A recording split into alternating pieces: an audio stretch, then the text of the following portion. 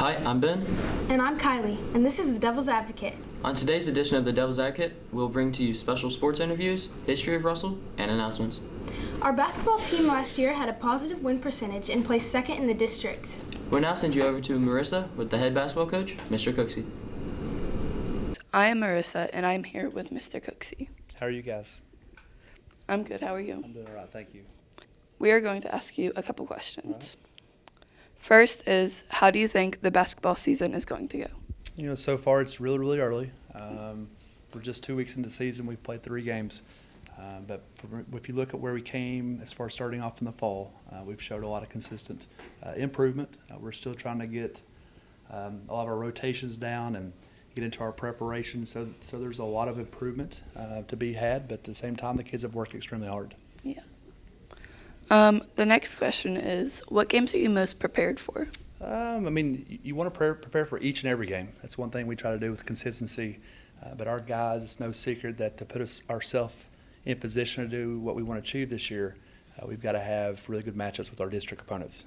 Your district throughout the regular season determines your seed come tournament time. And our goal is always to win our district tournament, put ourselves in contention at the region, and then basically win the regional championship to get to the state. So a lot of attention, a lot of preparation goes towards the district games.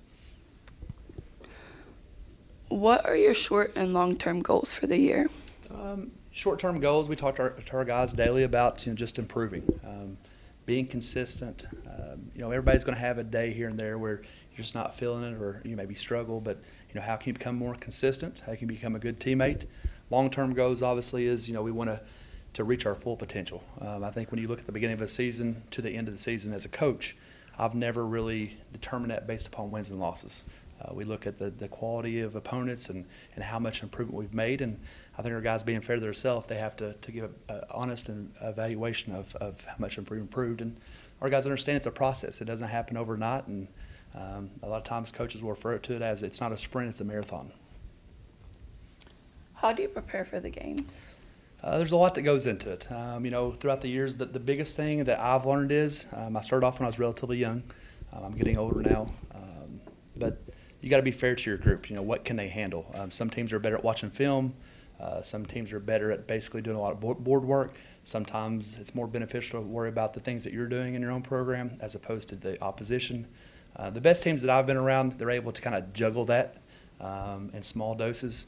But there is some commitment. There's some responsibility as far as maturity level, as far as preparation. But everybody prepares differently, just like before a game. A lot of our guys, some of them listen to music, some of them are very quiet, some are talkative. The thing is, you got to find out what works for yourself because not everybody's the same. Yeah. And the last question is, what is the most difficult thing about coaching high schoolers?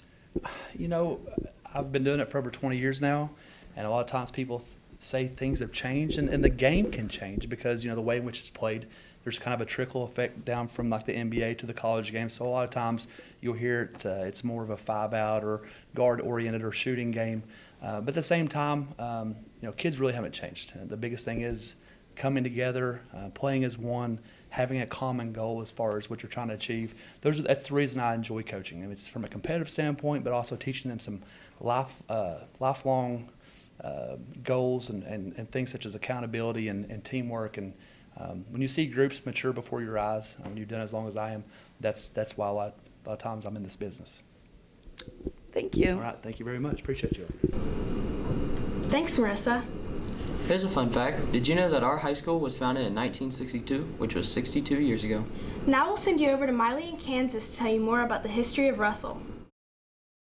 Hello, I'm Kansas. And I'm Miley. And now a brief history of Russell High School. As the oldest school system in Greenup County, Russell has a long history in the area. Russell began as a private school in 1870, taught in a simple recreational building. Russell would soon grow and flourish into the school system it is known as today. In 1892, the school system really began to take its form, with the first real school building being opened. Though only having 13 students at the time, it was popular. Though Russell had many schools, the high school we know and love was built in 1962, following the construction of the McDowell Elementary School.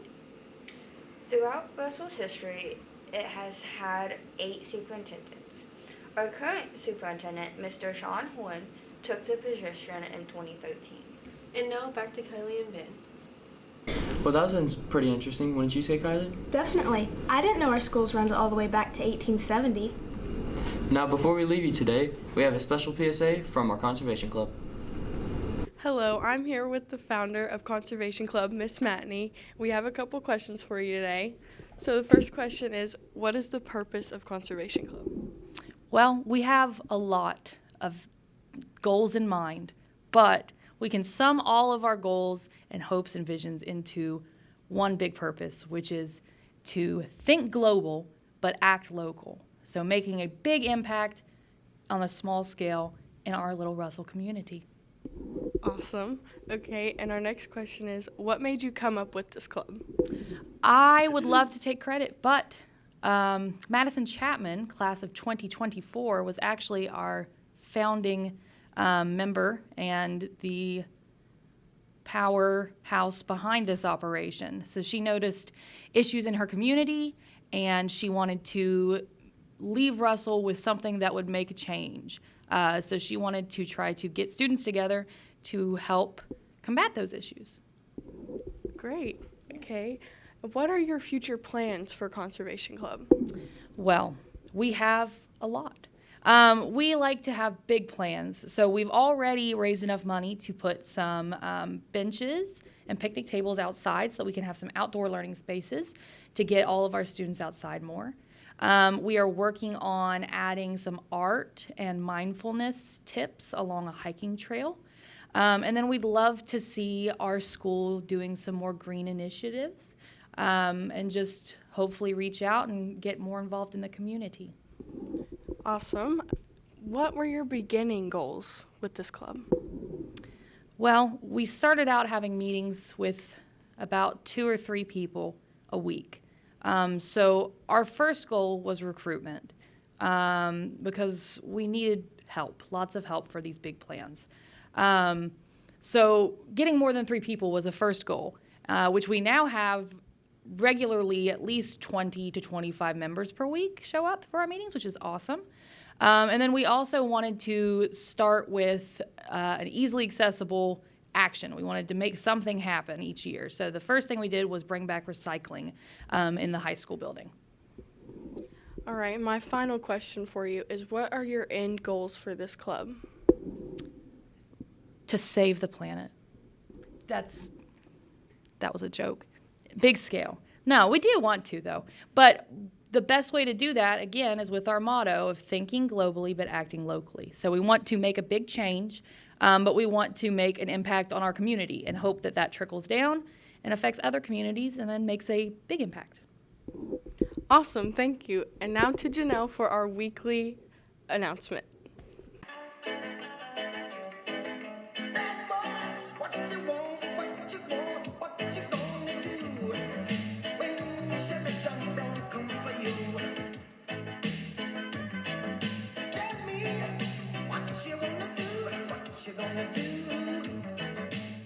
Make sure you dress up for PJ Day. Thanks, Jaden. Spirit Week starts on Friday the 13th. Monday, it starts with Ugly Christmas Sweater Day, so wear the ugliest Christmas sweater that you can find. Tuesday is Character Day, so dress as your favorite Christmas character. And Wednesday is Red and White Day, so wear red and white. Thursday is Hat Day, so wear your favorite Christmas hat. And Friday is PJ Day, just like last Friday, so wear your comfy PJs. Now back to the anchors.